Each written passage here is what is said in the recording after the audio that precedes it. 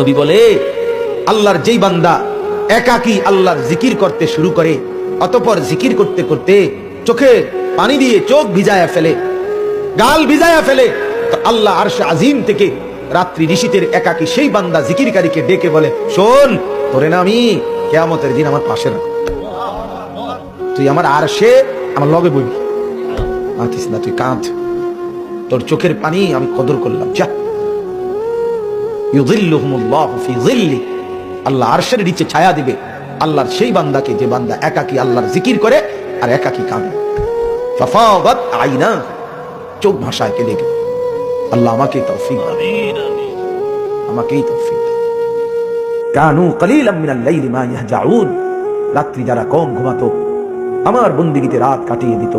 আল্লাহ নবী সাল্লাল্লাহু আলাইহি ওয়াসাল্লামের স্ত্রী আম্মা জান আয়েশা রাদিয়াল্লাহু তাআলা আনহা, এশার নামাজের কিছুক্ষণ পরে নবী আসছে ঘরে।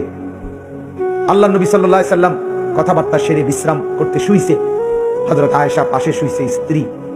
কিছুক্ষণ পরে হযরত আয়েশা বলে, আমি হাত বাড়িয়ে দেখি আমার স্বামী আমার পাশে শোয়া নাই। চোখ খুলে দেখি তিনি আমার হুজরাতেই আমার পাশে নামাজের জন্য দাঁড়িয়ে গেছে। হযরত আয়েশা বলেন, আমি ভাবলাম দেখি কতক্ষণ দাঁড়ায়, কতক্ষণ নামাজ পড়ে, ক্লান্ত মানুষ, সারাদিন দাওয়াত দিয়েছে মানুষকে, আর কতক্ষণই পড়বে। আমি চোখ খুললাম, দেখি রাসূল আমার, নবী আমার কতক্ষণ তাহাজ্জুদ পড়ে, রাত্রি নামাজ। হযরত আয়েশা বলেন, তাকিয়ে দেখি বেলালের ফজরের আজানের ওয়াক্ত হইছে, সরওয়ারে দু আলম তখনও কেবল দাঁড়িয়েই আছে।